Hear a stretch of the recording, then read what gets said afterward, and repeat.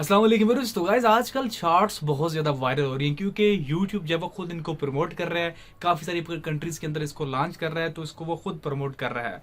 तो ज़रूर YouTube shorts बनाइए। अगर आपके पास यूट्यूब शॉर्ट का ऑप्शन नहीं आ रहा तो इस वीडियो के अंदर मैं आपको बताने वाला हूँ कि आप लोग पाकिस्तान के अंदर यूट्यूब शॉर्ट को किस तरह अनेबल कर सकते हैं। तो वीडियो को स्टार्ट करते हैं। तो गाइस पहले मैं आपको यूट्यूब ओपन करके दिखा देता हूँ कि यहाँ पे शॉर्ट का ऑप्शन देखने को नहीं मिल रहा, ये आप लोग देख सकते हैं। अब क्या करना है, आपको जाना है प्ले स्टोर में और यहाँ से आपको कोई सा भी वीपीएन इंस्टॉल कर लेना जिसके अंदर आपको इंडिया की प्रॉक्सी मिल जाए। यहाँ पे मैं क्विक वीपीएन को इंस्टॉल कर रहा हूँ, मैं इसको ऑलरेडी डाउनलोड कर चुका हूँ, तो मैं इसको ओपन करूँगा। आप लोग कोई सा भी वीपीएन इस्तेमाल कर सकते हैं जिसके अंदर आपको इंडिया की प्रॉक्सी मिल जाए।